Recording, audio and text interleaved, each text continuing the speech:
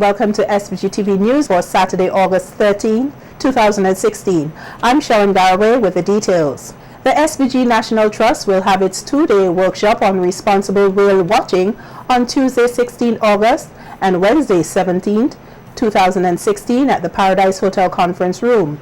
The aim of the ceremony is to launch the Funcionado CIFES, a non-governmental organization from Argentina, which has been conducting workshops in Bequia and St. Vincent over the past 2 years on whale watching. Louise Mitchell of the SVG National Trust says that the two-day workshop is in partnership with the Trust and the SVG Preservation Fund. Mitchell says that the workshop will also aim to expose potential tour guides and tour operators to the responsible practices in whale and dolphin watching using references from the Argentina and international community. About responsible whale and dolphin watching, and essentially this team from Argentina is going to be sharing their experience with us here in St. Vincent and the Grenadines. So they will be talking about the different whales and dolphins that we have in our waters.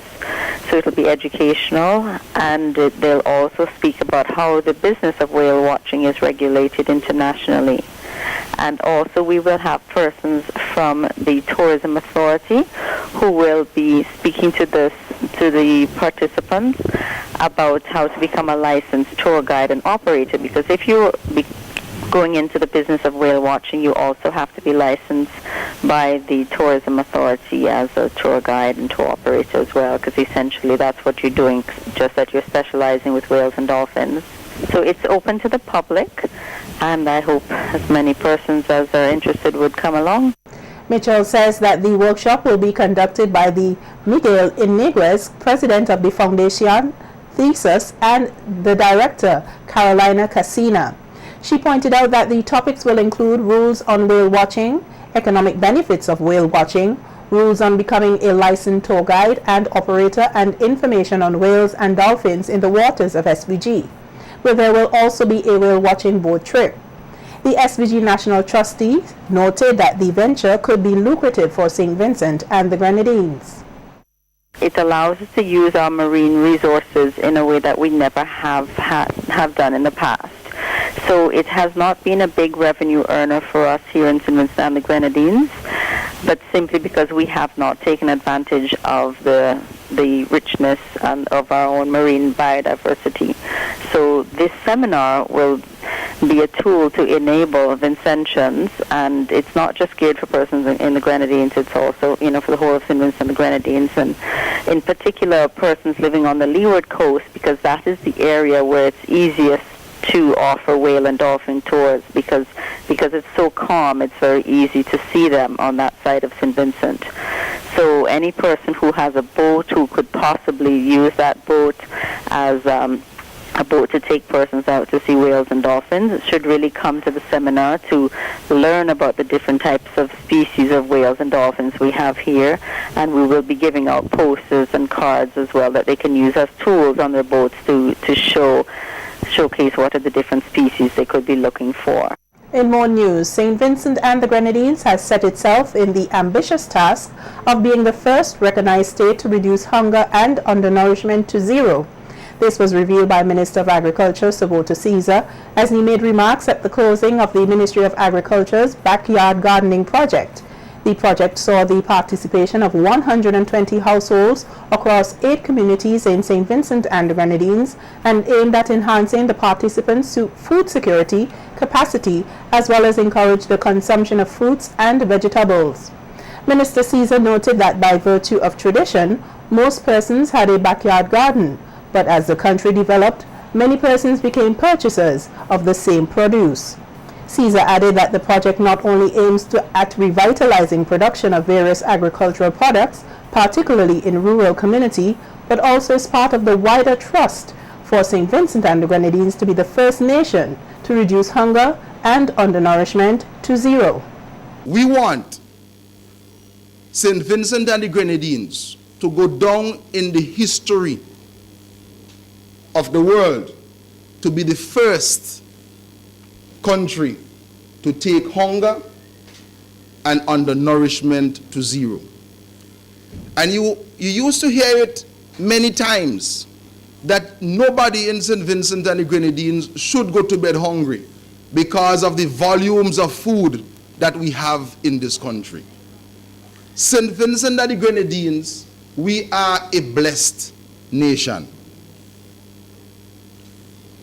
But we have to ensure that those who do not have, that we put in place the mechanism for the distribution of food and for them to be incorporated and brought into production. Caesar congratulated the participants on completing the program and encouraged them to utilize the knowledge and skills gained to create business opportunities. But I know that with more persons going into backyard gardening, there's going to be an increased demand for seedlings to be produced on and by the stations. I want to encourage you that a very important business can come out of this, because we don't have to wait on the government alone to produce seedlings to sell. If you're doing backyard gardening, you can also ask the ministry, Marcus, to assist you as to how to set seeds also for resale. And all of this comes under the whole rubric and the general heading of our work to transform our rural economy. Also speaking at the closing ceremony was Cruel Thompson, the Senior Technical Officer in the Ministry of Rural Transformation, who thanked the facilitators for going above and beyond the call of duty in providing technical support and guidance to the participants. Technical support from the Ministry of Agriculture, specifically extension and advisory services. As you would imagine, it was not always easy for two facilitators to give the level of support that was required while performing their regular, usual duty as extension officer. Sometimes they were stretched to the limit and complained to. Gardeners requesting their assistance and demanding their attention. They had the demand from the regular farmers, and they had Ms. Thompson on the back very often so that they can deliver.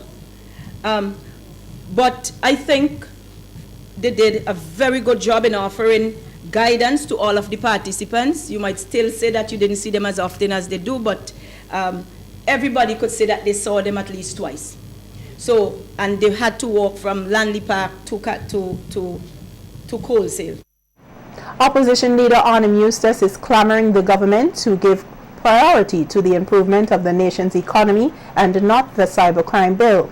Eustace, who spoke on Thursday in Parliament, emphasized the importance of ensuring that the country creates a thriving workforce. We need to spend more time, Mr. Speaker, getting bananas exported to the United Kingdom. More time getting our tourism improving. And as for the airport, we got to get it open and functioning. Huh? But I don't know if it could pay itself in 50 years or 100 years. But the reality is, I'm saying the emphasis for me is not cybercrime. The emphasis should be on developing our economy to the extent that our people, every man, woman, and child in St. Vincent and the Grenadines is better off. That's what I want to see. Meanwhile, Minister of Transport and Works Julian Francis is calling for the control of modern technology in this country. Speaking at the parliamentary hearing of the passing of the cybercrime bill, Francis spoke of the easy transmission of information on social media. The Transport and Works Minister explained that gone are the days of limited technology and further emphasized the importance of the cybercrime bill. He noted that laws must be put in place to protect citizens in a technologically progressive society. I am told that we have about 70,000 active cell phones in this country. Minister of Technology might give us a more accurate figure. A population, well, an adult population of about 80,000. And you have 70,000 active cell phones. Well, I'm told now is more. Each of these cell phones is a human being behind it.